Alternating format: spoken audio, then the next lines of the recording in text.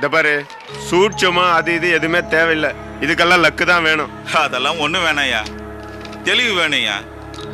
அது மாணிக்க அண்ணங்கிட்ட இருக்கு, அவர் தம்பிங்கிறதுனால இவர்கிட்டயும் இருக்கு. இந்த பாரு செல்வம் மாணிக்கத்துக்கு கூட பிறந்த தம்பினா நான் அவருக்கு கூட பிறக்காத தம்பி. எனக்கும் ஒரு நாள் தெளிவு வரும், நானும் ஒரு நாளைக்கு முதலாளி ஆவேன். அப்ப வந்து பழனி என்ன நீ நானும் ஒன்னா வேலை செஞ்சோம், என்னையும் வேலைக்கு வச்சுங்கன்னு ஒரு நாளைக்கு வந்து நிப்ப, அப்ப தெரியும் என்ன பத்தி. நான் இப்பவே தெரிஞ்சுக்கிட்டேன் உங்களை பத்தி. நீங்க தன்னம்பிக்கை சிங்கம். மேடை போட்டு பேசுனீங்க, அவ்வளவுதான். தன்னம்பிக்கை இல்லாதவனு கூட எக்கச்சக்கமா வந்துடும். ஏய் எந்திர வணக்கண்ணே. என்ன இன்ட்ரெஸ்டிங்கா ஏதோ அரட்டை அடிச்சிட்டு இருக்கீங்க போல இருக்கு. அதெல்லாம் இல்லை, போகணும். ஏன் இன்னும் கொஞ்ச நேரம் உட்காந்து கதையெல்லாம் பேசிட்டு அப்புறம் போலாமே? இல்லைண்ணே, வேலை இருக்கு. ஏன் பழனி, அடுத்த கடைக்காரனை எங்க உட்கார வச்சுட்டு என்ன அரட்ட வேண்டியிருக்கு? இல்லைண்ணே, ஒரு வேலையா வந்தான், அப்படியே பேசிட்டே உக்காந்துட்டான். வந்தா வேலையை முடிச்சு அனுப்ப வேண்டியதானே? உட்கார வச்சு பேசுறதெல்லாம் எங்க வச்சுக்காத. இல்லைண்ணே, விரட்டி விடலான்னு தான் நினைச்சேன், அதுக்குள்ள நீங்க வந்துட்டீங்க. எதுக்கு சொல்றேன்னா, அவன் இங்க உட்காந்துருப்பான், அந்த நேரம் பார்த்து ஏதாவது ஃபோன் வரும், நீங்க அவனை உட்கார வச்சுக்கிட்டு ஏதாவது பிசினஸ் பேசுவீங்க, அவன் அதை பத்தி எல்லாம் நல்லா கேட்டுக்கிட்டு அங்க போய் சொல்லுவான். நம்ம பார்ட்டிங்களை பத்தி அவங்களுக்கு எல்லாம் தெரிஞ்சிடாதா? அதனால தான் சொல்றேன். செல்வம், உனக்கும் தான் சொல்றேன், இந்த ஃப்ரெண்ட்ஷிப் இதெல்லாம் வெளில வச்சுக்கோ, தப்பு இல்லை.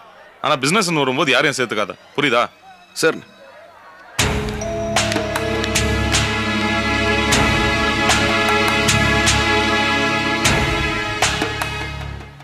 செல்வம், நாம் ரெண்டு பேரும் இந்த பிஸ்னஸில் பெரிய புலிங்கன் மாதிரி பேசிகிட்டு இருந்தோம்ல, ஒன்னனை பார்த்தியா? இந்த மாதிரி எப்பயாவது நம்ம நினச்சி பார்த்துருக்கோமா? அதான் வியாபாரத்துக்கு திறமை அறிவு எதுவும் தேவையில்லை, 50% கிரிமினல் புத்தி தான் வேணும். பழனி, ஆ இந்த முருகன் ஏஜென்சிஸ்ல பார்ட்டிங்களோட அட்ரஸ் எல்லாம் கேட்டிருந்தேன், போய் வாங்கிட்டு வந்துரு. சரிண்ணே. அப்புறம் இங்க வா, போன உடனே கேட்காத, காரியம் இருக்கும்போது மட்டும் வருவாங்கன்னு நினைப்பாங்க. கொஞ்ச நேரம் அப்படி இப்படி பேசிட்டு இருந்துட்டு அப்புறம் கேளு.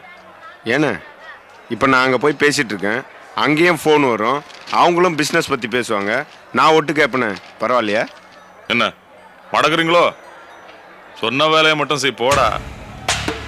இப்படி ஏட்டிக்கு போட்டி பேசியே உருப்படாம போயிட்டான். அப்புறம் சொல்லுவோம், வேற யாராச்சும் வந்தாங்களா? சொல்ற மாதிரி யாரும் வரல. அண்ணே, நம்ம கோபி இல்ல?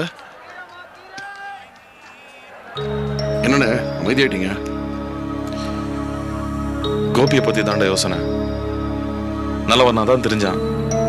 நம்ம நிர்மலாவை கல்யாணம் பண்ணியிருந்தா பெரிய சொமத்தி இந்த மாதிரி இருந்திருக்கும். எல்லாத்தையும் குழப்பிட்டு போயிட்டான். ஆமா, கோபிக்கு என்ன இப்ப?